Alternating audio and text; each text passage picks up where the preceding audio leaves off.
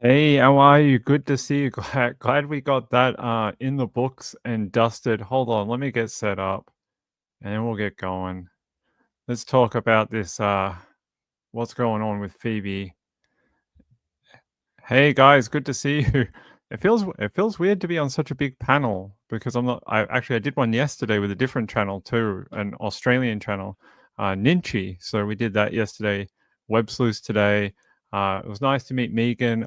Megan. I always say the American version of it incorrectly because everyone here is called Megan, with the different pronunciation.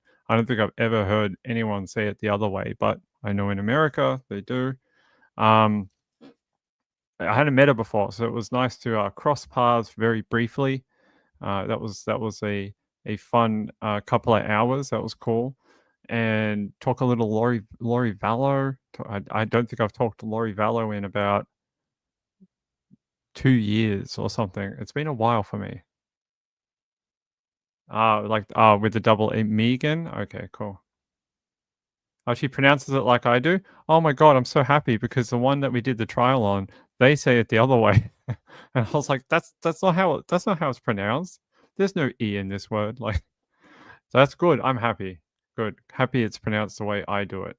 Uh, Updates. So there's I really think everyone needs to prepare themselves that there's not gonna be a super massive amount of updates. We're now in that part of how Australian courts work, very similar to what's happened with Aaron Patterson. So when Aaron Patterson was arrested and charged with those murders that we're now at trial for, the information just sort of stops. And that's sort of how it works down here. You get all this information before someone is arrested. There's a lot of family stuff that comes out or other information. And then when someone is charged with a crime, it just stops. There's like no more information. And this is part of that process, unfortunately, to protect the trial. The police won't release very much. About the only time we might get a little bit more is they have a committal mention. Is it a committal mention? They have one of their first appearances. They had one on Friday. It was very brief. They got remanded into custody, but there'll be another one in August.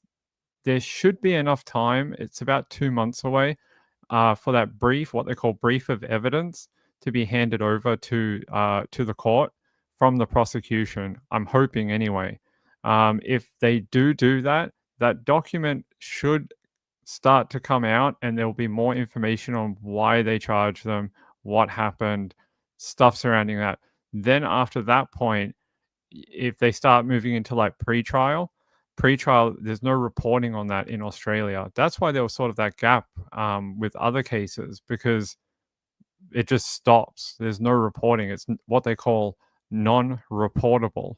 So those hearings happen. There's court cases. There's different things that happen in the courtroom, but media are not allowed to report on it at all. So we will slowly move into that phase with the Phoebe Bishop stuff too. Hey Joe Smo, how are you? First time in my channel. I appreciate your comment about how the media treats YouTubers. I can tell you that I have faced a similar uphill battle. It was I had to jump various hoops to get into the Patterson trial, and it wasn't until I was really forceful about it, and I was sort of like, "No, I'm coming to the trial. Let's try and work together and get some stuff done." And they sort of went, "Wait, maybe this guy is serious." And then they had a deeper look, and then we got it sorted out. But I can tell you that you just mentioned the word YouTube or true crime and they just shut down. It's like, nope, no more. I hope that changes. I know there's some people out there that don't respect the court process and things like that, but there's also people like me, like Joe, that just want to bring you the truth from these trials. So, you know, same like Megan too. Megan's been covering the Patterson Valor trials. So, there's people out there that just want to do that type of stuff and do it in a non-sensationalist type of way. They just want to bring you the information. So, yeah, it must be like saying you're a food critic on Yelp.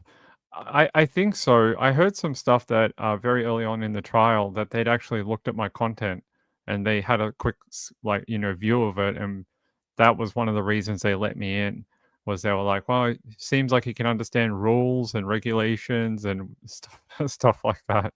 'Cause there's a lot of sensitive stuff that happens at court that is just non-reportable, especially in Australia. So and you guys heard about all those rules and stuff like that. Yes, I know. That's why me and, Joe were sort of comparing notes earlier in the other chat, because we're both at different trials, one in America, one in Australia, but facing similar experiences, I think. Hey, Wendy, how are you? That's why I'm here. I love Pink's channel. Thank you, guys. Thank you to all the new subscribers. I actually think when we're in the other one, let me check. We clicked over that 1,500, so I'm very thankful, very happy about that. It's YouTube's a hard grind, I promise. Yeah. All right, let's talk about Phoebe a bit. So I've shown you this area before. So if you don't know who Phoebe is, if you didn't hear that little blurb that I gave on the other channel, so Phoebe is a missing 17-year-old from Bundaberg or near Bundaberg. The town is actually Gin Gin in Queensland, Australia. So if you don't know where Queensland is, Queensland's up north, where sort of where all the crocodiles and mangroves, giant crabs, sharks, barrier reef, up there. I'm down south, all the way down south, but they're all the way up north. Sort of like we consider it sort of like Florida of Australia. It's hot. There's a lot of tropical weather. A lot of people retire up there, like, snowbirds and things like that. It's sort of like the reverse of America. So, all the way up there near Bundaberg, this 17-year-old girl went missing on the way to an airport. So, she was supposed to be flying to leave the area for good. We saw some messages later on. She was hoping to never come back. She was hoping to go to the other side of the country, Western Australia, and she was going to meet up with a young man that she'd met and wanted to be with. She was going to take a flight, 5-hour flight to the other side of the country, meet up with him, and hopefully start their lives together, I guess. That never happened. That guy waited for her at the airport and she just never showed up. And that's when alarm bells started going off. Like, this girl was never missing this flight. She wanted to be there. It was like the only thing she wanted to do was get out of this place. And she never showed up. This guy waited for her. Flight came in. He's like, "What the hell? Everyone's gone. Why is this girl not here?" And then alarm bells went off, and unfortunately, Thursday night this week in Australia, which would have been Wednesday, it would have been overnight Wednesday into Thursday for Americans. Um, we heard that the two roommates that she used to live with in Jinjin were arrested for her murder. They are the last people to have seen her alive. They were driving her to that airport, or so they say. I can't verify that, and I'm not sure their timeline is trustable either. But they were supposed to drive her to the airport for her to get on this flight, and somewhere on this drive, she disappeared. So now we know that's not what happened. Somewhere along this timeline, she was killed and then dumped in this giant national park in Queensland. So that's your rundown of the story. And I'll show you these two. There you go. There's Phoebe right there. That's Phoebe Bishop. She's unfortunately the victim in this case. I think we all hope she might come home, but it was pretty like I heard a police interview this morning with Queensland Police, and even they acknowledge now that they have charged someone, they knew early on this was not a missing person investigation. Like, yes, she's missing, but not to be found alive. They knew very early that she was not alive anymore. So they admitted that in an interview yesterday morning, that police knew that she had been killed. So, and then someone left this out for her in memory today too. It says Phoebe. They spelled her name wrong, but that's fine. You grew your wings too early, beautiful girl. Now you'll no longer feel pain or heartache. You can they also misspelt the word spread, but that's fine. You can spread your wings and know you will be loved. Ah, yeah, I guess so. Here, hold on, I just ripped my cord out. There we go.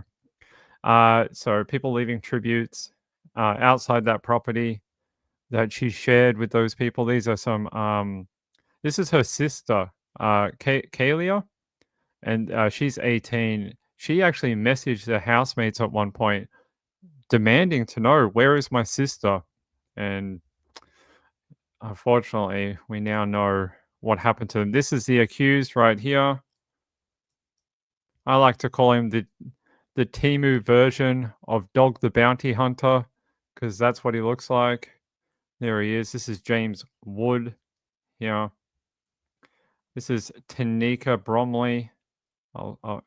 These are the two that have been arrested and now charged with Phoebe's murder. So they appeared in court yesterday. Like I said, they got another hearing in August, and why they did this to her, I don't know if anyone can really guess why you would kill someone when they were leaving anyway. That seems like a really stupid idea. Someone is literally leaving forever and you kill them on their way to the airport. Why? Don't you want them out of your life? They're going out of their own accord. Let them go. It's the most roundabout, weird idea to murder someone that wants to go. I don't really understand. It's like, oh, you don't like her? Okay, well she's leaving anyway. So real winners. These two are losers, both of them. They're both of them. They're both just now they can enjoy a jail cell. So no more roaming around living in a caravan because the police made your house a crime scene. You can go spend it in a jail cell. They can go have fun. SP Mama says, I do have two crazy cats like Ping. I swear my phone is possessed. It's brand new. It likes to misspell my name a lot. Rachel says, could they have been getting money from her maybe? I would suggest there must have been something going on in relation to money because there was some eyewitness testimony. So when you live in these type of smaller, more rural towns, everyone knows everyone. And the girls that work at the local supermarket said that Phoebe would often come in with very little money and often look very disheveled. And I wonder if these two were maybe using her for money or stealing money from her or demanding more money from her. I don't know, but that was some of the witness type of things that came out while she was missing. That she would show up to this supermarket and often be short on money, not have enough money to buy the things she needed. She often looked like she hadn't showered in a period of time. Very, very sad to be living in those type of conditions. So maybe she saw. Hey, Jonna, how are you? Maybe she saw or knew something.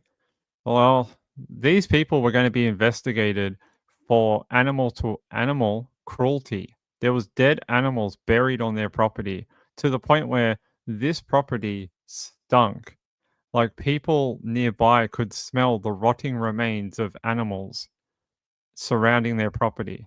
How bad does it have to be that your neighbors call things like the RSPCA, the cops, the local council to report your property smells of like decomp?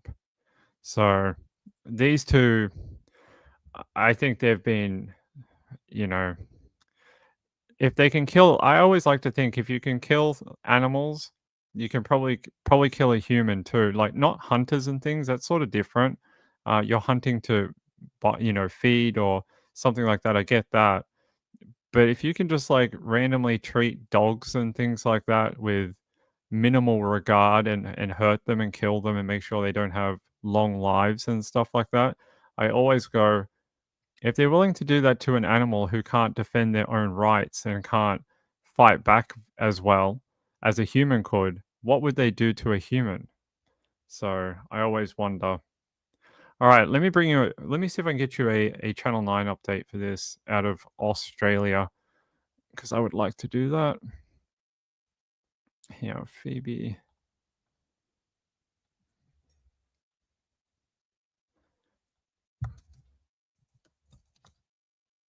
Yeah, so they actually spell her name. Actually, a couple of hours ago, it says police confirm human remains in search for Phoebe Bishop. Yeah, so we heard that already. They're saying that is true. Yeah, let me see if I can grab this.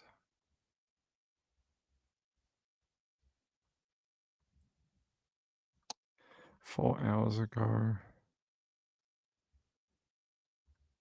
I'm just going to bring you one from yesterday, but this is when they were charged with murder. But now they have found her remains too. And this has James's arrest video within it. Now, I have posted that video on my Twitter, Twitter X, whatever you want to call it. So if you want to watch it again, it is on my Twitter. Marched from his cluttered caravan, James Wood realises just listen to me. His freedom is short-lived. Police seized and towed a four-wheel drive he'd been living out of. Forensic officers are analysing it for any signs of death. His girlfriend, Tanika Bromley, was also arrested at Bundaberg Police Station by detectives who tellingly called their alleged victim by her first name. Whilst we always hope to find Phoebe alive, our investigation as it progressed quite clearly showed us that that was not going to be a viable outcome. The accused murderers weren't brought into the courtroom where Phoebe's sister was waiting. She was loved. She's missed dearly. 3 weeks is too long for us as a family and all of our friends. We just want a home. Phoebe vanished 22 days ago on her way to Bundaberg Airport. She never made it into the terminal. Her luggage hasn't been found. We believe Phoebe was murdered and then her body was moved. To Goodnight Scrub National Park, which has previously been searched. It's where police believe her remains still are. Where is she? Where's her body? Well, late yesterday, they did find those remains in that Goodnight National Park. So they did locate it. But it was this interview that I was talking about where he talks about how it wasn't a viable option. And that tells me that police have known for a while what happened. They've just been trying to piece it together and get enough to be able to lay those charges. I don't know what the hell changed on Wednesday. Could have been forensics, because they did that search of the national park a couple of weeks ago, and they said they found an item of interest. So I don't know if they're waiting on DNA, fingerprint, some sort of analysis to happen. And when they finally got the results back and it was what they wanted, they picked them up. So either way, they were able to track down that body pretty quickly.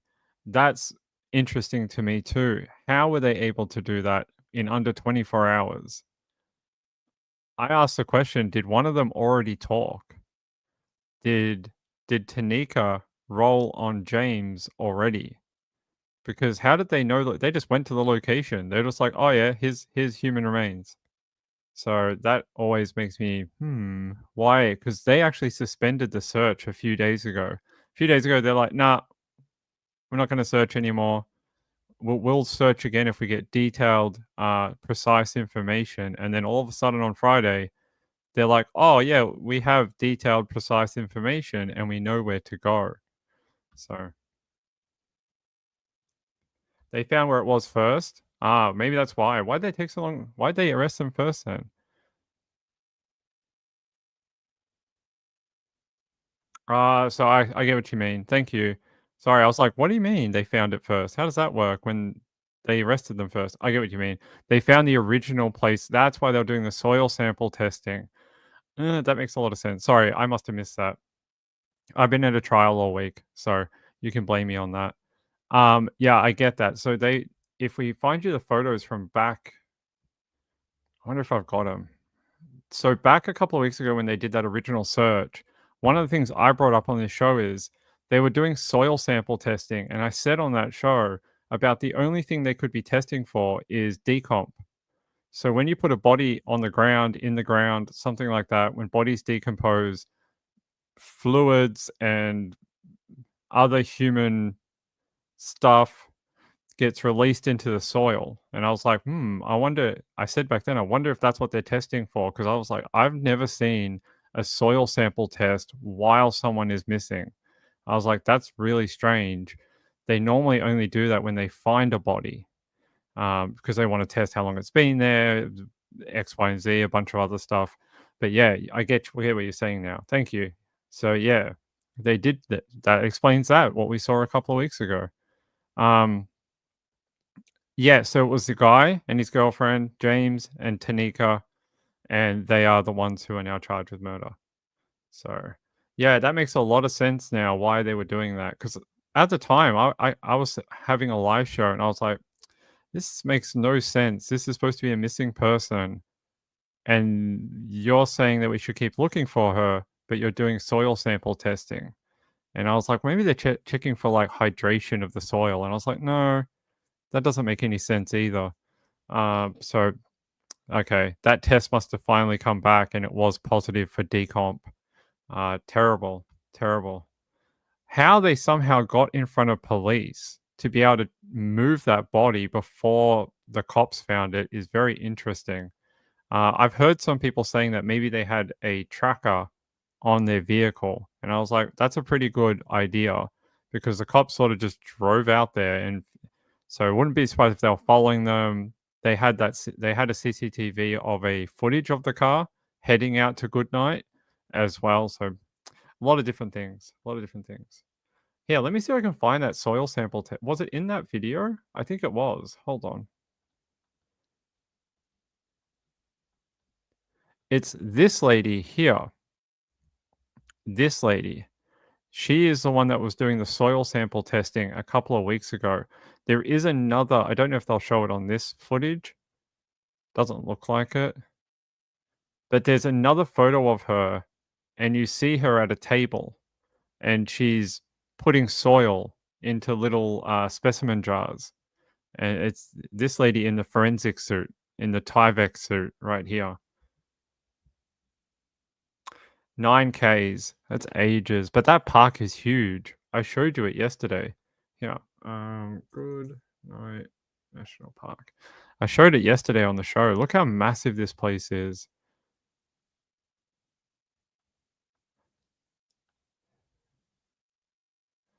This is the search area that they had. This dark green patch that you see, this is the national park. It is monstrous. It is absolutely huge. That is the entire thing. There's a dam on the bottom of it too, near the Paradise Dam right there. But the area they originally searched was up here. If I can find it, there's that road. It's not that one. Here. This was the original road and area they searched right here, near Mingo and Gainada. So there's that water source that they were looking at too. So the original place they must have dumped it must have been around here somewhere. I don't think that road connects anywhere else. I think it's only here. So yeah, 9K from this point. If we zoom out, what's that? 200 feet, 1,000 feet. It could have been anywhere. Like this place is so dense. Look at this. This is the tree cover out here. You can't see anything. You know, this would be very hard terrain. So I'm glad the cops did find her, because imagine searching through that. It's like forest. That's what it is. Body was not buried, so they just dumped her and didn't even try to give her a shallow grave. Dumped her like a pig that they shot on a hunting trip. Just was like, we'll just dump her here. Animals, both of them. Actually, animals are kinder to people than they are. Chipmunk says, getting your bedtime story in with Ping then. Who? What? Who's doing that? Oh, Gayla. Gayla says, 6:30 here. Only got 2 hours of sleep. Been up since 9:30 yesterday. Sleep is a real thing. You can do that. You can, close your eyes, get a pillow, like a teddy bear if you want that, hot bath or something. You'll be all right. All right. So that's very sad. Awful update. I don't think that's anything we really wanted. Let me just double check another source here. 3 hours ago, 21. I was want to see if the other. Yeah. What does our friends at SBS have to say?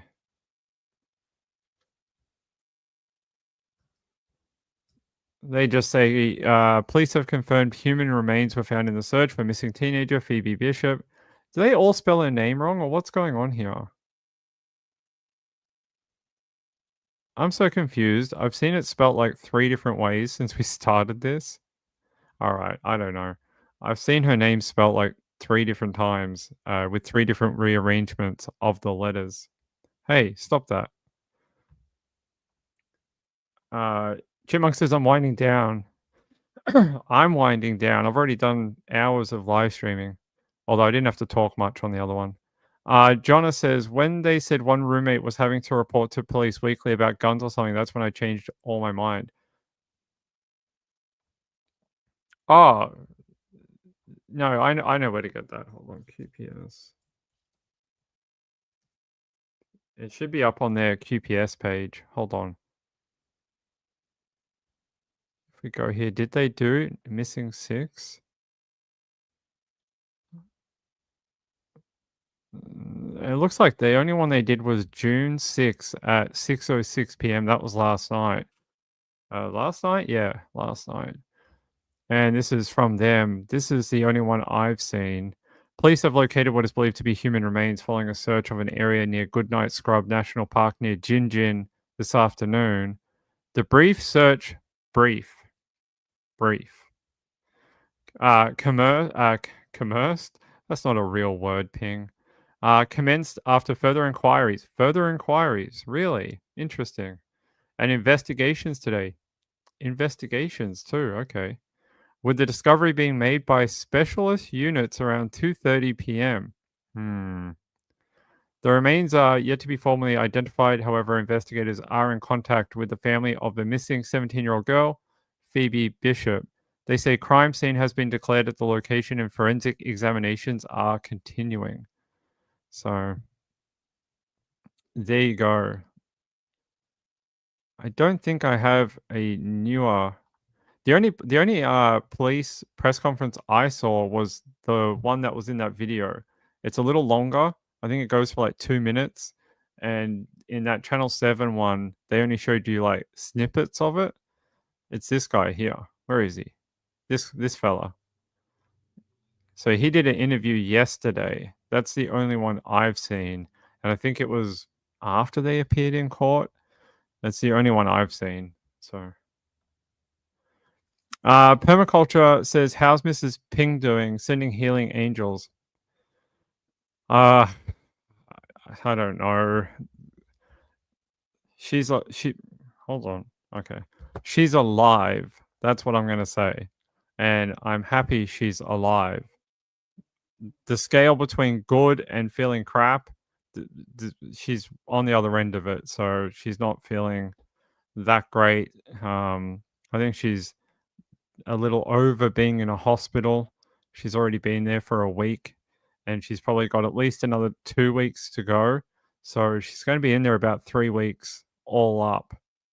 They're now saying that because she had a couple of setbacks during this week, it's now extended her time frame in hospital. So she's going to be in there close to a month by the time she gets out. And then it's like about a month to 2 month recovery at home. So she's got a long way to go. I'll feel much better when the doctors say she can eat, she can come home, she can walk on her own, all those type of things. When those happen, I'll feel a lot better. Right now, I don't feel a lot better. I just feel stressed out. Just really worried and stuff like that. I just, just want to get over this bit. I just want to get over this bit that's like the worst part of it. When she can start eating and she can have some food and that all works okay, and they fix she had a couple setbacks this week with a couple of different things. When they fix that, I'll be very happy. It's just a long process, guys. We knew going into this it was going to be a long recovery for her, and the 7-8 hour surgery didn't help. I think originally they thought it was going to be like a month. Now they're saying, well, it might be double that because of how severe the surgery was. So it sucks. I miss her a lot. Sucks to be here alone all the time, basically, but what can you do? Rachel says, poor Mrs. Ping, we're thinking of her. I hope they are controlling her pain. They keep messing with her painkillers because they don't want to stuff around like her system. So they're like, put her on some really strong painkillers, then they take it off. Then they put her on it, then they take her off. So it's sort of like going up and down, up and down, up and down. And she hates it. She's like, just give me the strong painkillers. And they're like, no, we can't do that all the time. They're like, you'll get addicted to it. So they're like, because she's going to be in there for a long time, they're trying to manage her resilience to the painkillers too. Because if they give it to them too much, it won't do anything. So they're trying to find a balance between her being comfortable and her not absolutely blowing her tolerance on the painkillers. So we'll see. I miss her terribly every day. It sucks not to have her home. So, well, yeah, I know.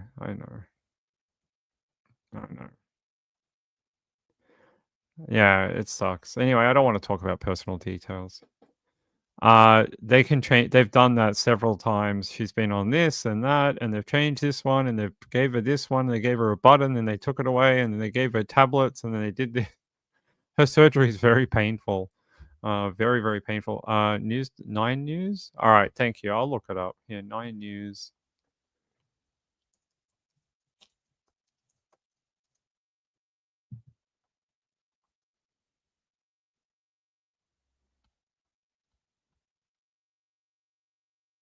God, how many articles did 9 News put out? What does your one end in? Let me see. C5A. Okay, I found it.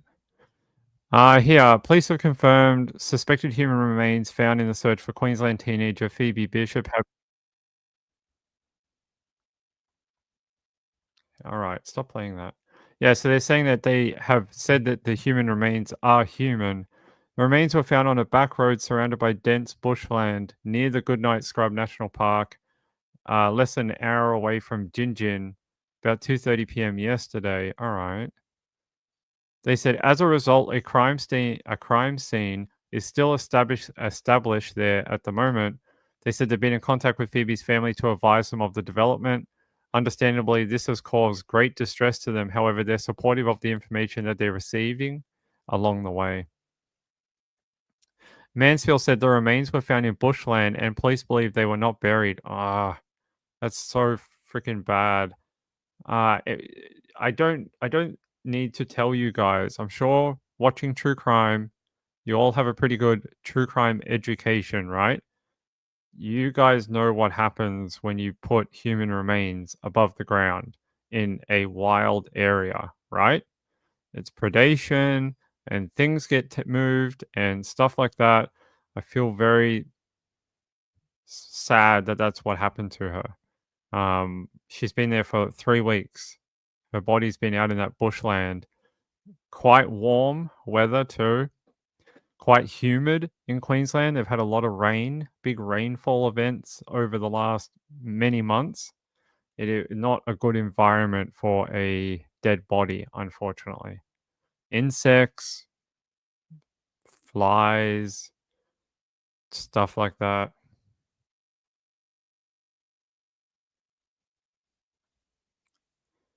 Oh, you had a seizure from too many painkillers, my friend? Sorry to hear that. It's not good.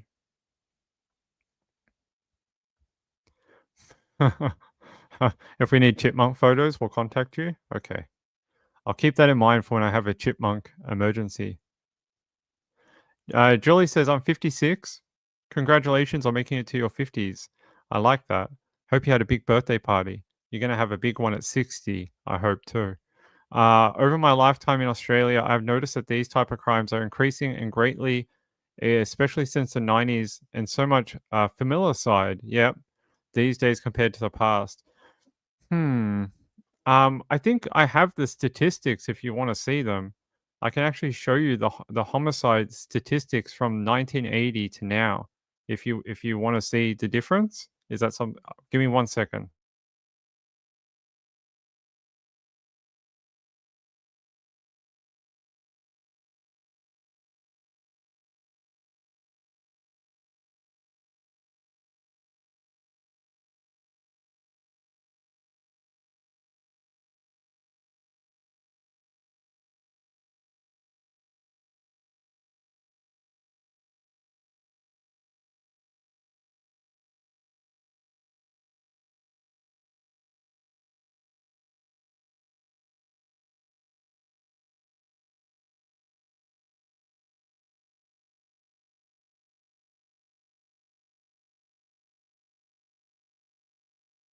All right.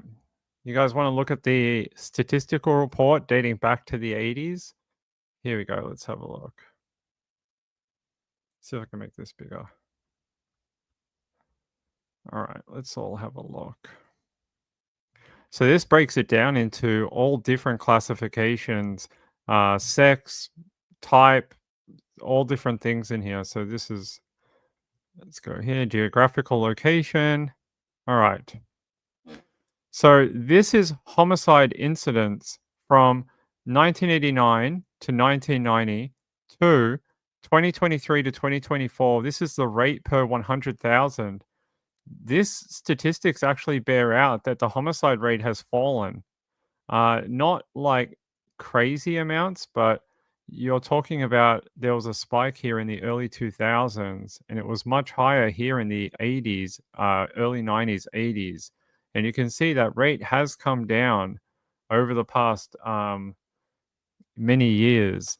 It's not tons. So what would be the lowest point here? So 0.9, and it used to be up here in the 1.9. So it's dropped a whole percent. I would say I'm not disagreeing with you. I'm just saying this is what the statistics say. I would say that what we're seeing is a more unified national media where you're hearing about this a lot more because there's more people to tell you about it. Like I'm here, I wasn't here in the 80s. There was no YouTube. There's more papers, they update more regularly. Back in the 80s, you get your news in the morning, lunchtime maybe, and then like the 6 p.m. news, something like that. And then you get the morning news the next morning. There was no 24-hour news cycle. That came in after 9/11. After 9/11 happened, this 24-hour internet news cycle really picked up, and they need content to fill. So you're getting a lot more of these stories. Anyway, I'm not disagreeing with you. I'm just saying that's what I've noticed. Yeah, I definitely think that true crime, the popularity of it has exploded, and people are becoming a lot more familiar with what's happening in their area, their state, different countries, that type of thing. Yeah, anyway, I'm not disagreeing with your notion. I just wanted to show you what it says on the official figures here. So you can see here the homicide incidents between just 1 year, 2023 to 2024, 12-month period. And in Victoria, there was 54 homicides. In New South Wales, there was 77. Queensland, 47. WA, 49. South Australia only had 18. Tasmania had 7. ACT had 4. And the Northern Territory had 6 of them. And I think if we move down here, you can even see the charging table here. Murder, manslaughter, and infanticide. Infanticide had 0 in the year of 2023 to 2024. Interesting. And then you can see here, single victim, multiple victim, different types like single victim, single offender, single victim, multiple offender, single victim, no offender. Same here, multiple victims, single offender, multiple victims, multiple offenders. And you can see how that breaks down over the different states for you there. I think it does. Hold on. I think it does. I can show you here. So here, right here. So filicide and parricide, siblicide, and other family members here, right? And intimate partner, which is like sort of like DV, although they have domestic too. So filicide, that's Ping wants to make sure he knows what these words mean. Sometimes Ping just thinks he knows what things mean, and then I say the wrong things. Yeah, okay. Yeah, that's filicide. Okay. So there's your statistics for the year 1st of July to 30th of June 2024. Filicide only had 2 in New South Wales, 1 in Victoria, 0 in Queensland, 1 in WA, 2 in Tasmania, and 0 for the rest. I think I can get you down to the 80s one. Yeah, there you go. Homicide incidents by classification, domestic, acquaintance, stranger. This will bear out your how people most likely known to the victim are most likely the people who commit it. This gray line down the bottom, this is people who are a stranger to the victim. Look at the difference in rate. This is why when we hear about these crime cases, we're always like, it's got to be someone that's known to the victim. Like, not always, but the majority of the time, these homicides are done by people somewhere close to the victim. That's why homicide cops work from the inside out, because the perpetrator is probably somewhere in the inner circle. Not always. There are stranger incidents that do happen like this. You see there are some, but that level remains fairly steady. You see that it's had a bit of a spike in the 90s, but for the rest of it, it's remains pretty consistent. But you see the 2 up the top, and you see domestic and acquaintances, definitely more of the bigger load of it.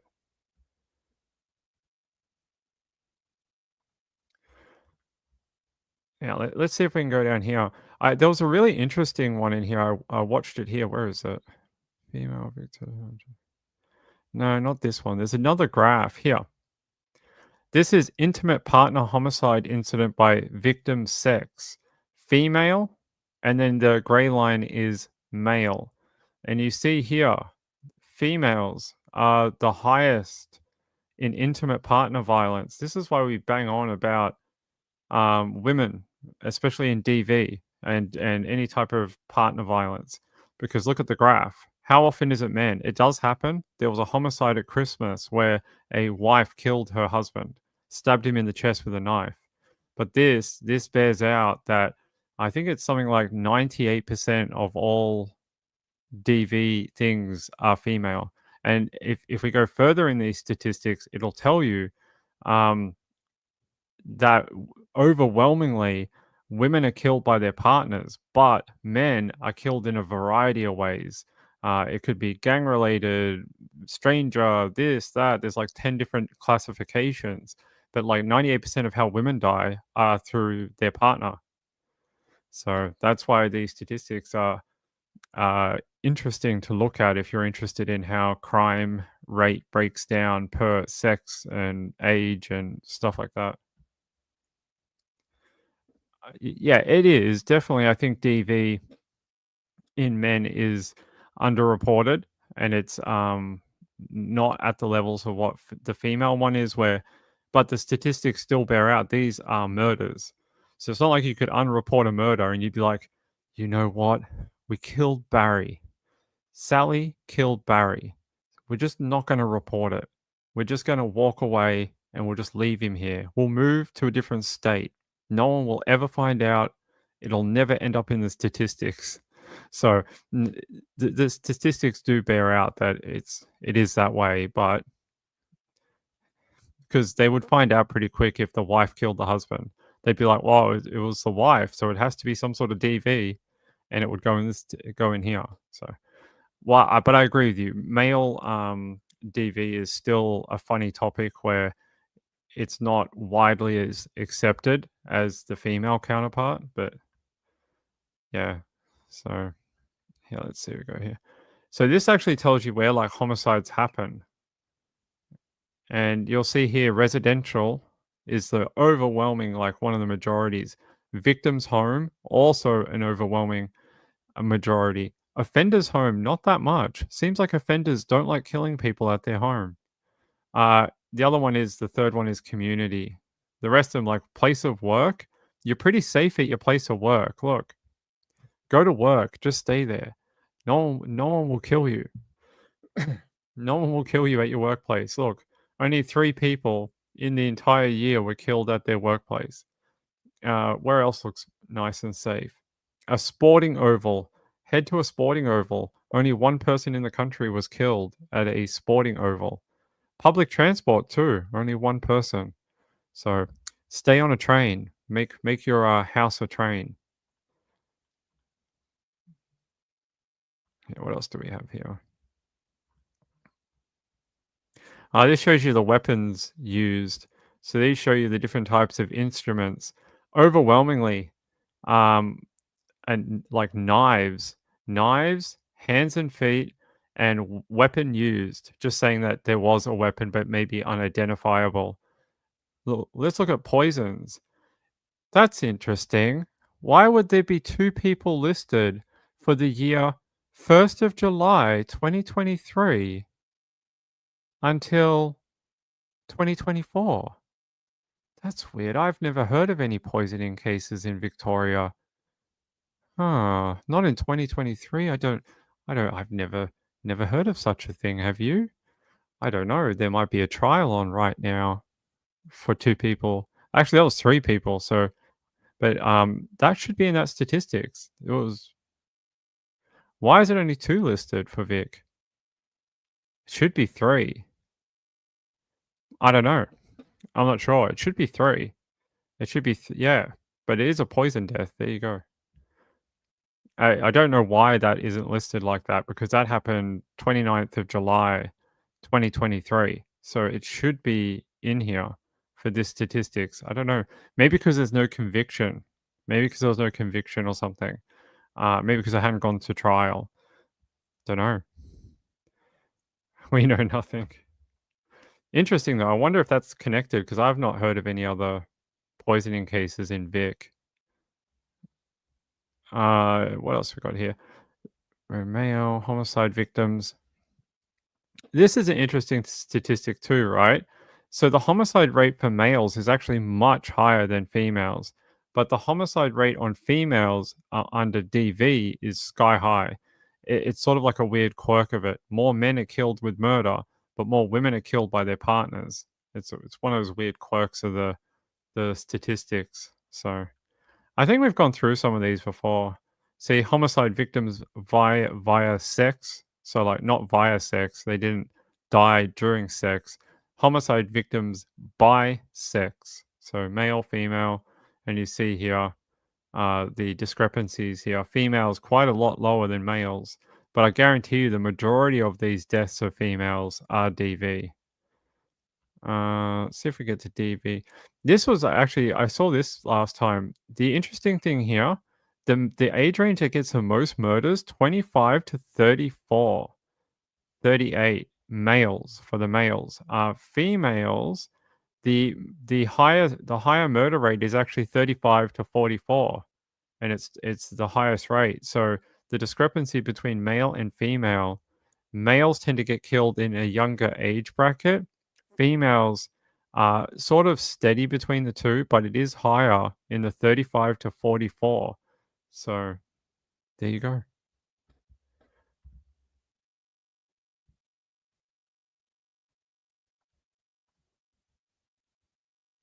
Yeah, guys, we're not talking Patterson tonight.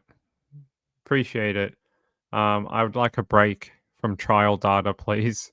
I've been I don't know. I'm not sure what people think I do during the day. I literally go to court, sit in court with the media, and I just watch trial for several hours a day. And then I come home, I have to edit everything, make the podcast, get the info out to you guys, go see my wife in the hospital, go to sleep, wake up, do it again, sit through 7 hours of trial, come home, make a podcast, see my wife, come back, do stuff. Like it's the weekend. I would like to not talk about it.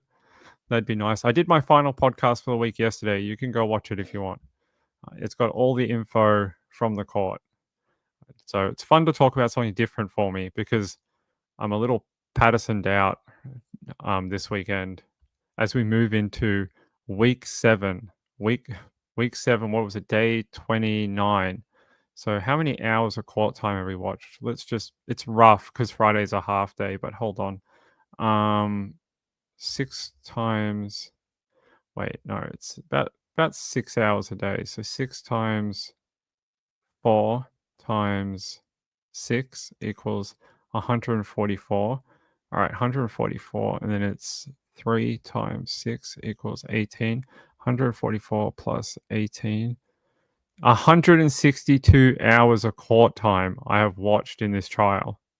166 hours of live court for this case. So you can maybe understand would like a break. So upside down says you have to be exhausted. That's how I cracked my head open. Oh, you guys can't see it? That's how I split my eyebrow open. I was tired on Monday, had been running around to the hospital and back to court and stuff. And it was like 1 a.m. in the morning and I was putting on pants to go to bed. Not that I don't wear pants when I do the live stream. I do, but just different ones. And I was putting them on and I don't know what I thought. I was so delirious and running on gas that I did something. I went to put them on and it caught my foot as I was trying to put my foot through the leg of the pants. And I must have moved and I hit the heater and the heater's slippery. It's got like a very shiny surface on it. And I hit it and I just went zhunk, and then my head, it was like that. And all I remember is like black. I just remember getting like whack and it was like on the side of my head. And I was on the ground and I sort of woke up and I could feel this like massive on this side, massive pain. And I was like, what the hell was that? And I touched it and my hand was just full of blood, like just dripping, like it looked like a crime scene. And I was like, you're a bit concussed and you're like, there's no one else here. It's just me. And I was like, I have to stop the bleeding somehow. And then I have to somehow make sure I get this looked at. And it was a terrible hour. And then obviously I feel very stupid for doing that. But yeah, almost bled out in my own lounge room. So good work, Ping. Good work. Never ever had an accident like that in like 40 years. Never. And it's just crazy. I just running myself tired, I think. It's been a long trial, guys. It's been a very long trial. And then with the hospital stuff on top, that hasn't helped and it's been crazy. So it's fine. It's healing. I'm okay. I had a couple of days where my concussion symptoms were a little crazy. I was like getting a little woozy and my peripheral vision was a little off. Like I kept moving like that around things. I think because it wasn't great on this side and I was sort of like moving sort of like an emu like this. Ooh, ooh. Anyway, stupid things you do. Almost got a bed next to Mrs. Ping. I'd love that. I'd stay with her every day.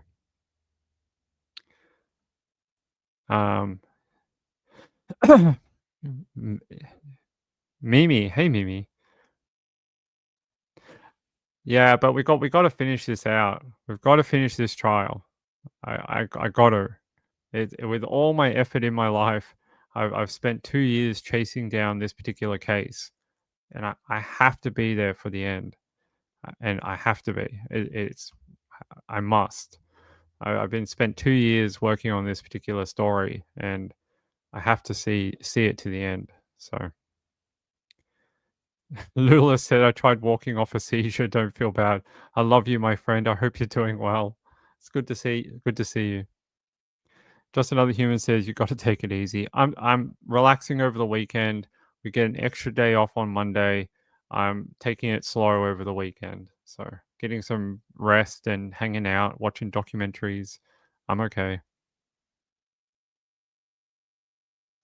That would hurt. I don't know how you got your lady parts in a bathroom door, but that would hurt. I'm sure it does. I don't have any, but I'm sure it would hurt. Rachel said, "I'm glad you have a shorter week coming up." It's sort of like a catch-22 though, because it means the trial will go longer, but we sort of get a holiday. It's like, great, we get a holiday, but it's sort of still going to go longer. So it's sort of like catch-22. Anyway, I hope you find these statistics interesting. I know people are like, man, this is boring. It's like being back in math class, but I think it just bears out some of the things here. So you see the child things here, right? What is a homicide victim by relationship? Child 6. Homicide victim by relationship with primary offender. See here, look, intimate partner, there was only 9 in that 1 year for males. Females, 46. 46. Children, overwhelmingly, were the victim rather than female children. Female children, only 1.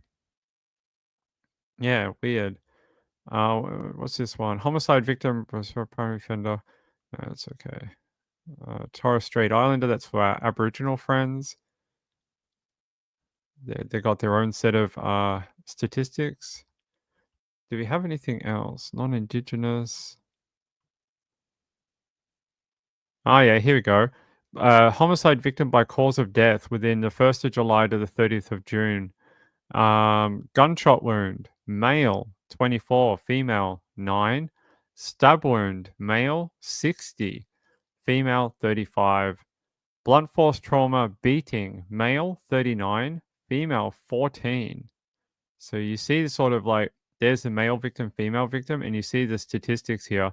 Men are almost twice as likely than females to be killed. But again, I say females are almost like solely their death rate is because of intimate partner violence. So just one of those weird statistics. There you go. Number. So who has the most homicide people in Australia?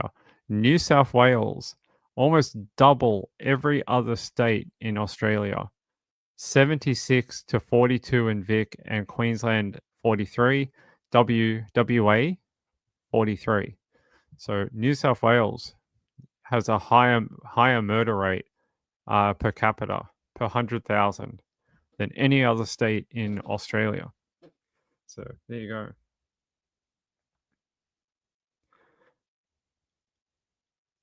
Mimi says they're very interesting. I need to find them for where I live. I hope you do.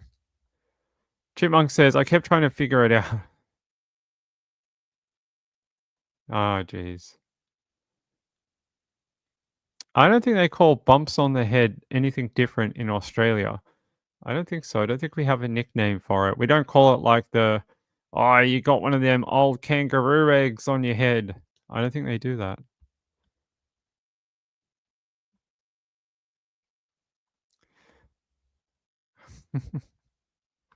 All right. So that's the end of that. I don't know how we got onto this, but there you go. This is from 1980 to 2023, 2024, and sex offenders by sex. And you see here males overwhelmingly are homicide offenders compared to female. But both of them declining. Look, over the 1989 to 1990 to 2023, 2024, that rate has declined for both of them. So as much as it feels like as long as that feels like I know it feels like you're hearing more about this, but the actual statistics bear out that it's not true. The statistics bear out that the crime rate has actually dropped for homicides and filicide and things like that. There's been some up and downs, as you can see, but the overall rate, although it did jump during the pandemic, do you see on this map?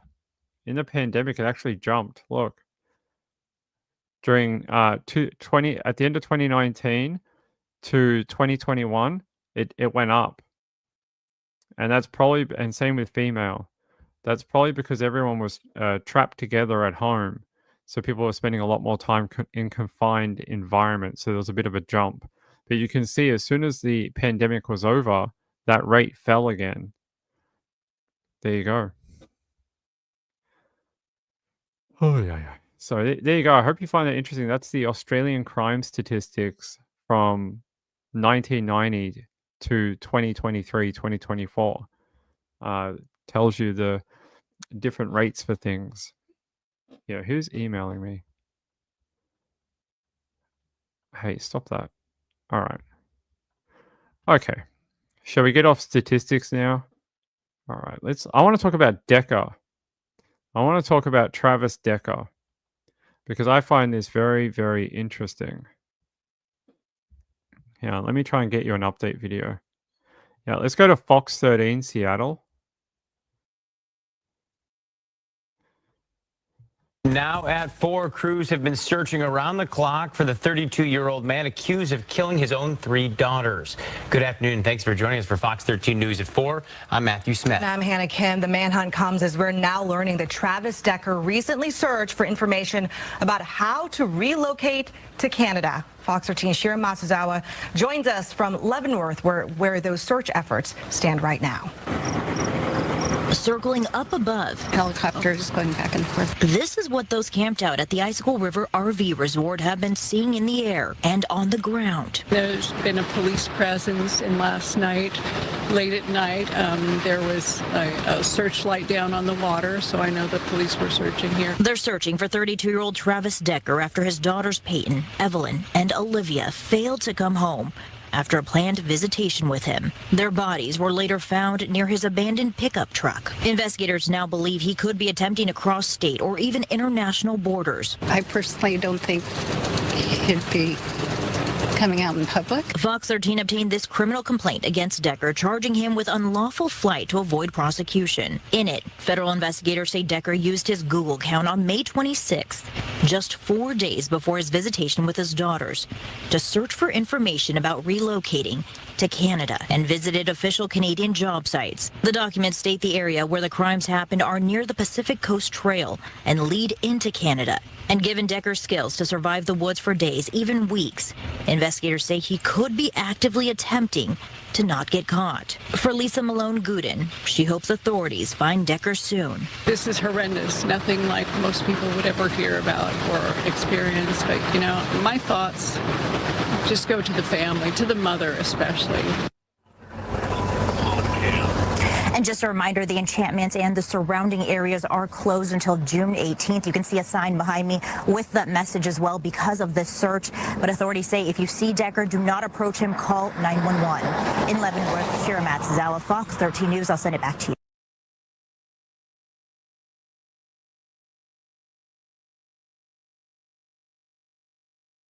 All right.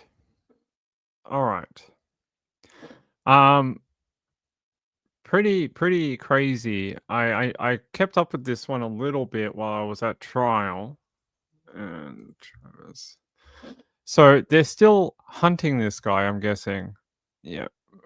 Apparently, I saw some stuff from his wife, basically saying that while she still loved him at the time, she couldn't be with him because he would explode into these rages and stuff like that and become a completely different person. So I don't know what was going on there, but I just here it is. That's his photos, or apparently what he looks like. I think he's got more gray in his facial hair in this photo. This photo is very dark. I guess they want to show you that in case he dyes his beard. But yeah, he's got a lot more gray in his beard at the moment. They say Travis Decker is now a federally wanted fugitive, as well as a man sought on local charges in the murder of his 3 daughters. Those beautiful girls. What the hell? Daughters' names Olivia, Evelyn, and Peyton. And they say he has 3 state counts of first-degree murder, 3 more of first-degree kidnapping. And the U.S. Marshals submitted a court affidavit alleging that Decker, a divorced veteran who took his children from their Wenatchee home for a custodial visit on May 30 and never returned them, used Google search terms on May 26 related to moving from the U.S. to Canada. And the searches were: how does a person move to Canada? How to relocate to Canada? Jobs Canada, Jobs Canada, according to the affidavit filed in court. They say after the above listed Google searches, he visited a find a job site called Canada.ca.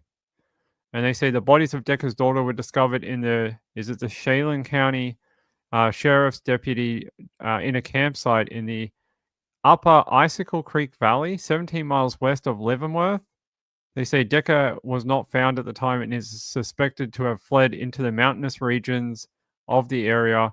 He is believed to be well trained in wilderness survival. Damn. It's crazy. It really is. Hold on, guys. One second.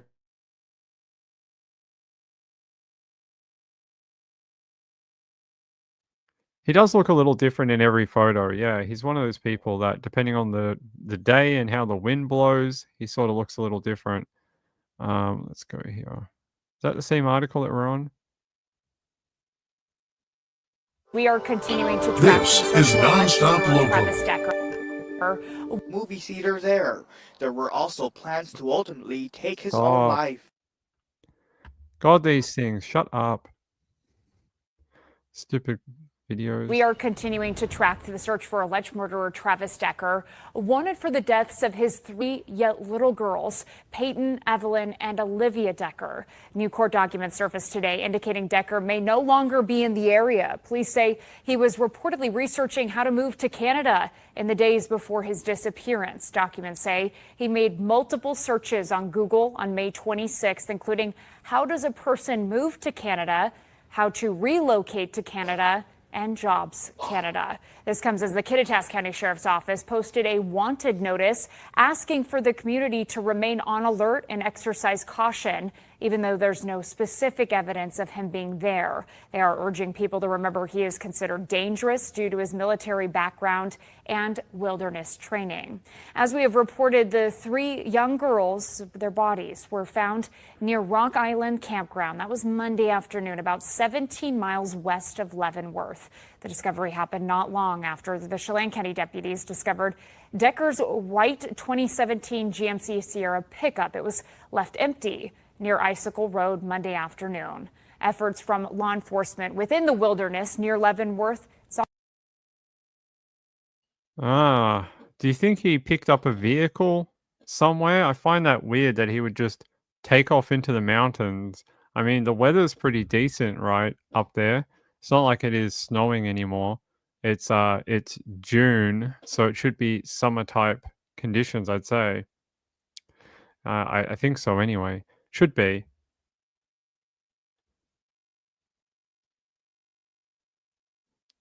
Thank you. Been watching on the replay. Jonna, thank you so much. That's very kind of you. Helps out a lot, I promise. The trial has costed an absolute fortune. I think we sort of budgeted for about a month and a bit, and it's sort of just gone mental because we're going to get into, like, I think by the time we're said and done, if there's a guilty verdict, this could stretch out to like 3 months because there's a gap between verdict and sentencing, and then I'll have to go back for sentencing. If it's not guilty, it just ends. Yeah, if the jury comes back with a not guilty verdict, it'll just end. So it'll just be like, oh, it's over, and everyone will just finish up. But thank you so much. I really appreciate it. It's very, very kind of you, my friend. It's good to see everyone. The reason I did this show was so people could come and hang out. because our shows have been on at weird times, like 2:30 in the morning Western Pacific time, or like 4 a.m., 5 a.m., 6 a.m. Eastern. So I wanted people to come and be able to say hello and catch up with people. But you'll get more of these shows. I'm going to do another one tomorrow. It should be a little longer because I'm not filling in for Trisha. Not filling in for Stacy, I mean. I won't be filling in. She doesn't do any live shows on the weekend. I do, but they don't anymore. So I'll have a show for Saturday night for you, Sunday night. Saturday night? No, tonight's Friday night. Tomorrow's Saturday and Sunday night. I'll have a show for you. Then on Monday for you guys, we'll be back in court on Tuesday in Australia. Sorry, bloody time zones gets me sometimes. The bloody handprints on the truck bed is what baffles me. I don't know. Maybe this guy's not thinking very clearly. It doesn't sound like a very smart thing to do, to leave some sort of like handprint evidence, or I don't know what he's up to. He was trained. Yeah, I heard that he's got very good survivalist type skills, and him being out in the mountains for a period of time wouldn't be a big problem. I still say that when people are acting erratic, it doesn't mean that they can just pull on their training and be like, "Oh, I could do my training." It may be that he can't because of whatever's going on up here. It takes a lot to go and do this. So you can't always just be like, he's acting 100% normal and can pull on all of his, years in the military. It doesn't always work that way, especially with people that may have, snapped or something like that. Possibly. A lot of these cases, they unfortunately end up that way. They'll end up killing, their wife or children or something like that. You find them first, and then they go somewhere and do the next thing. So possible. Just don't know why he was looking up Canada then if he thought he was going to not be alive in the future. I think that's a little strange. He was seen on a Ring doorbell. I want to see that. Let's see. State now, police there have just released new security camera video that they say shows the man now accused of killing his 3 daughters over the weekend. This video taken just days before that happened. You see Travis Decker here walking up to the door. He's the kid's dad, appearing to ring the bell. Police still haven't found him, some 3 days after the bodies of his daughters were discovered at a campsite near his abandoned truck.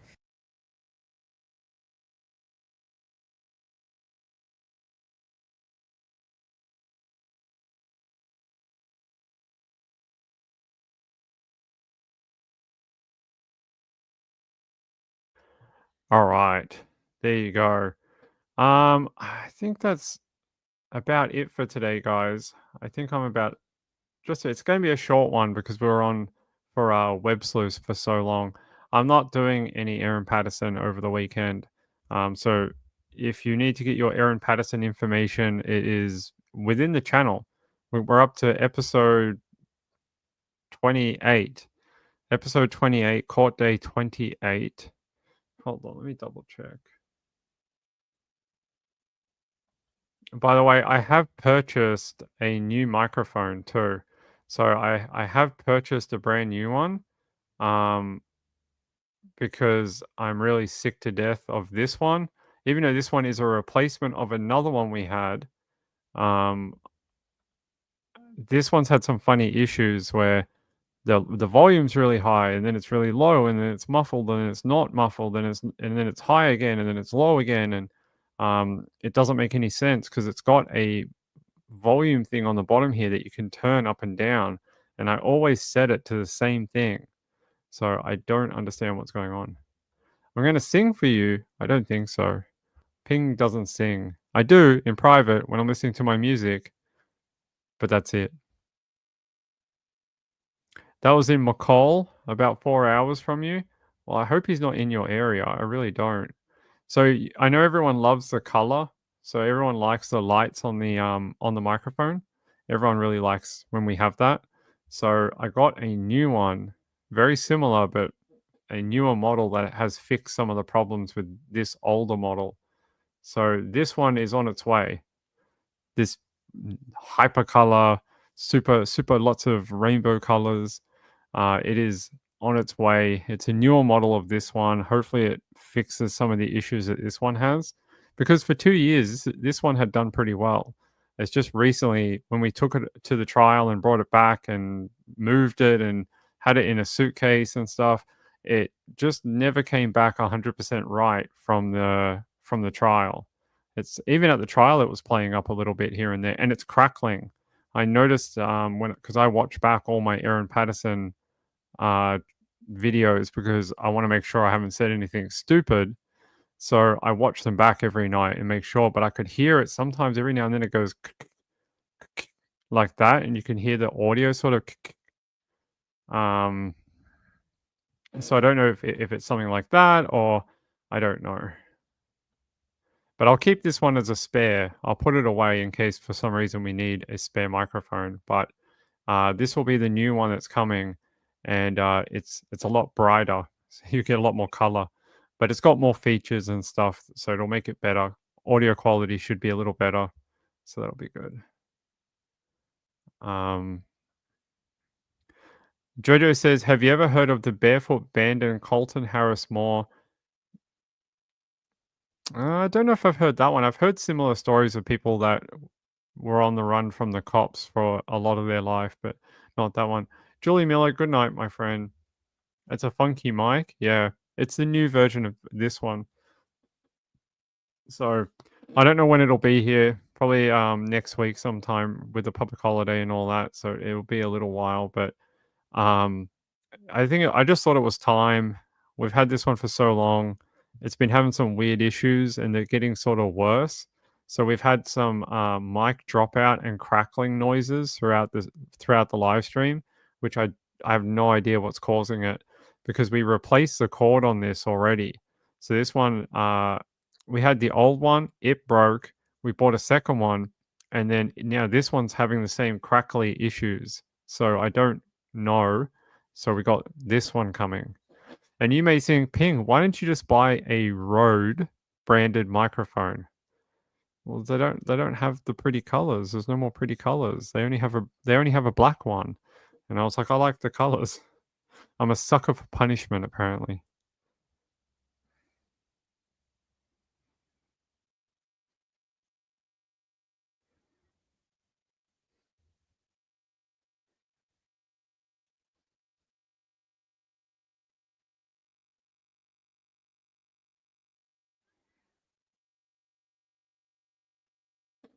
Okay. Sorry, I just got an update from family about Mrs. Ping because I've been desperately waiting.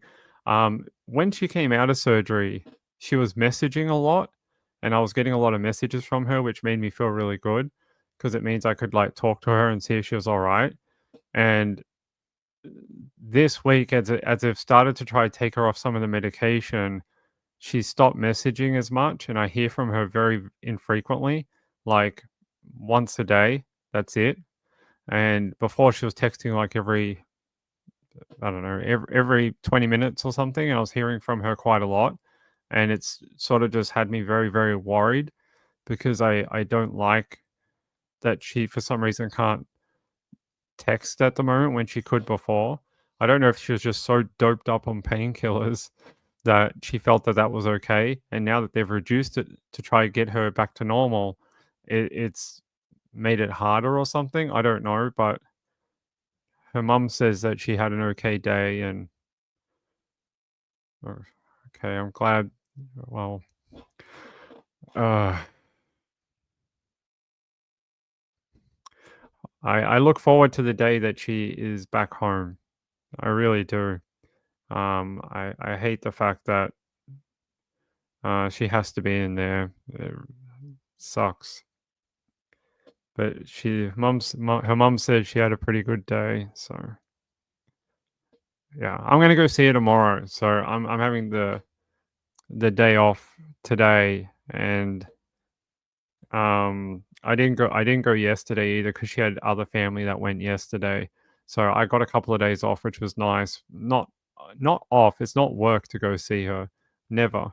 But just to give me a break. I think her family were like, "You need a couple of days off. You've done a lot." And I was like, "Well, I would go there every hour of every day if she wanted me to." But she doesn't. she's like it's fun to see people and that, but in hospital you just want to sort of zone out and sleep. And she's like, it's hard to do that when you've got people there and they want your attention and stuff like that. So I understand. It's okay. It is good as well. There's a couple of issues that I'd like to see get a positive result on first. Like I said, she got a blood clot in her arm, unfortunately, from the PIC line. So they've got her on crazy blood thinners to try to get rid of it, and that's stressing me the hell out, because I just want that to go away. And when that goes away, I'll feel a little bit better. Just that I don't like that. Jojo says, Mrs. Ping, if you read this, we're all sending hugs and prayers for you. Get some rest. I will. But that's the update. The update is progress is slow. I don't know what I expected going into this. I don't know. We talked about it a lot before she went in, and we were like, "You'll be all right. You're going to be in there about a week or something, and you'll be back." And we're already at the week mark now, and she's not even close to coming home. So hopefully, in a couple of months, we'll all be laughing about this. I hope so. I really do. Upside Down said she may just be exhausted from all the medical stuff. Don't be disheartened. She may have had a burst of energy right away and it's all sinking in. Yeah, she's had a couple of tough days. I think she's frustrated. She doesn't like the process. Like, she remembers who she was before the surgery. Well, she was sick before the surgery, but she remembers the person she was before the surgery. And she's like, well, I want to do this and that, and I can run and walk and stuff like that. And she can't do that anymore at the moment. And I think it's messing with her a little bit. So hopefully she'll just get stronger and stronger and she'll get better. So Carolina says, have a wonderful weekend. I will. Yes, thank you. Everyone's been very kind. I've had a lot of like some people sent some gifts and things over and stuff like that. So it was very kind. You got blocked? They blocked you? Oh, Joe, what did you do? What did you do? Does that mean we have to block you? We might have to. You know, I take my advice from them, so maybe I'm going to have to block you. All right, guys. Oh, by the way, if you need something to watch over the weekend, there was a new documentary that came out about the Titanic sub. It's called Implosion, the Titanic sub disaster. It's Titanic? Isn't it Titan? Okay. It's called Implosion, the Titanic sub disaster. If you haven't watched it, it is pretty good. And it got me about 10 minutes into it, and I was like, oh, so they really were crazy. This guy, Rush, the guy who made the submarine for Ocean Gate, you get about 10 minutes into the documentary and you're like, that guy had a death wish. That guy was gonna kill everyone. Like you listen to, like, they're like, oh, we took the sub down and we took the first one down, and halfway down it went crack and it started imploding on itself. And they went, yeah, so what we did was we took it back out and we did the whole same thing all over again and used carbon fiber. And we were like, that should fix it. Who pays these mental people millions of dollars? Like, for real. You gave a guy money who made a very fancy toilet roll tube, like a tube of a toilet paper, and went, yeah, that's the best shape I can think of for going under high pressure in the ocean. Something that can implode on itself like that. Like, what's wrong with this guy? Like, you got to think about, when you look at like tensile strength and that, anything that has like a long surface area in that way is going to put pressure on the middle of it and get crushed. And the fact that he used a material like carbon fiber, I know it was a polycomposite, but still, it's carbon fiber. It doesn't have that kind of strength. It has different kind of strength where it doesn't take weight on it like this very well, and it's very brittle. It gets to a point it just snaps. So I mean, I think he had a death wish. I really do, because they knew about the problems that came out at the the National Guard investigation and the hearings that they had. They knew that this was going to happen. It already happened once. It's crazy. It's crazy. Watch the documentary. Watch it, and you'll get about 10 minutes in. You'll be like, these mother effers were going to kill everyone. Like, for real. Like, they knew about the problems, everything. It's crazy. Yeah, that glass. They tell a story in this documentary. I won't tell you all of it, so you'll go and watch it. But they tell this story in the documentary about how this guy paid very early on to be one of the people on the sub. He said that he had 3 goes on the sub. All 3 were aborted due to technical issues, including one time where the front dome actually popped off the front of the sub and sheared all the bolts around that were holding it on. It's insane. Like, who goes, yes, I want to do that again? I'd just be like, nah, get me out of here. That's insane. Let me look it up. I don't know where I found. I think it's in. Is this a UK one? I think it's Investigation Discovery. Hold on. Implosion. Yeah, Titanic sub disaster.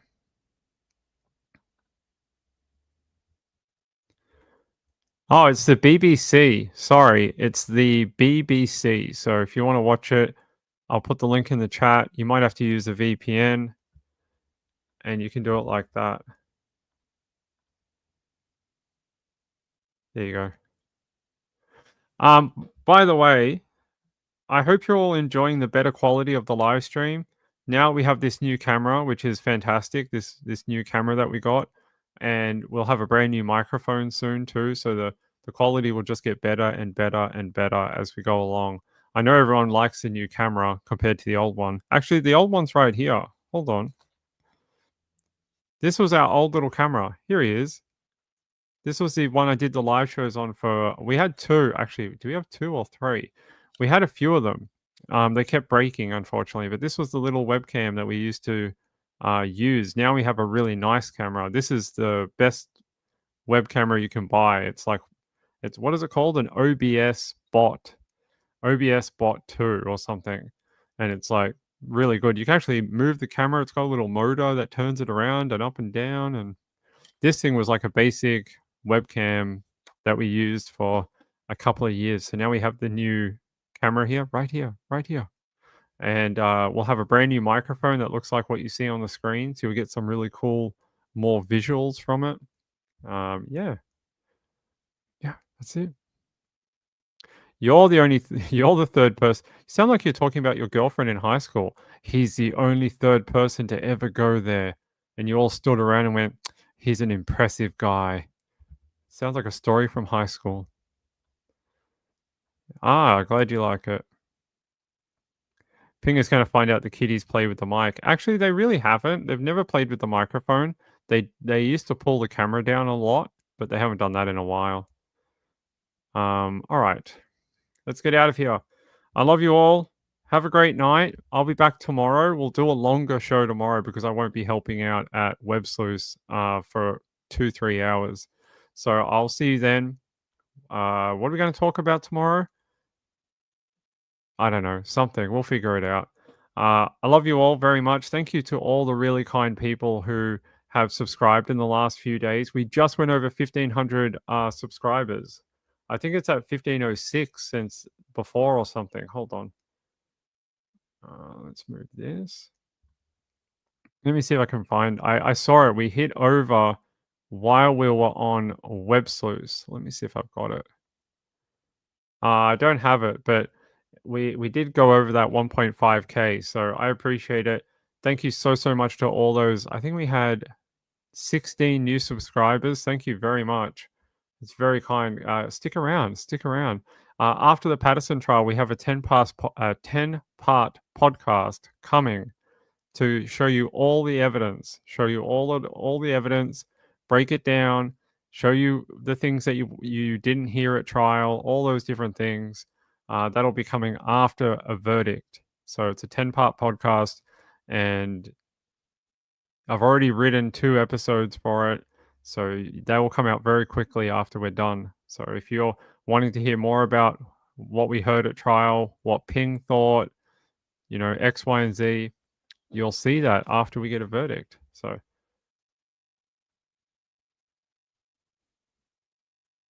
yeah, good night, everyone. Good night. Have a good night out there. I love you all. Thanks for all the well wishes. Very kind. Hold on. Let me check one thing. Yep. Hey, by the way, thank you to my friend Jonna. Jonna, thank you for why doesn't it come up? That's so weird. Yeah. Thank you to my friend Jonna. I appreciate that. It's very, very kind.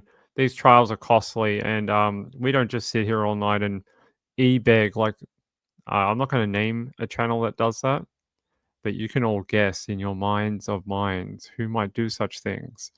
But we don't do that here. I just let my content speak for itself, and people do what they want to do. That's it. Love you all. Have a great night. I'll see you tomorrow. I'm going to go relax a little bit. And yeah, about 10:30 Eastern tomorrow. So if you've been missing Ping, you haven't been able to, come to the Erin Patterson ones that are on at like 6 a.m. in the morning. Tomorrow night is your night. We'll hang out all night. We'll catch up. I'll tell you about true crime. And you can come say hi if you haven't seen me in a while. And yeah, I'll see you then. Hey, thanks to all the new people. Hey, Joe. Nice to meet Joe Schmo, who's doing the Valor trial. Very nice to meet you. Email me sometime, bud. Email me. We'll have a chat about the frustrations of going to a live trial. We can do that sometime. Nice to meet Megan. She's a really nice lady. It was a pleasure to meet her very briefly on Web Sleuth. And nice to meet other creators. I've had a lot of offers to do post-trial coverage of the Erin Patterson thing, and I'm still weeding my way through that. I'll do as many as I can. I've had like 25 offers, and I'm just not. I just got to figure out who's what and do what and who where and stuff like that. So I'm still open to other offers for it, but yeah, we'll see. Love you all. Peace out. I'll see you then. Good night. Bye.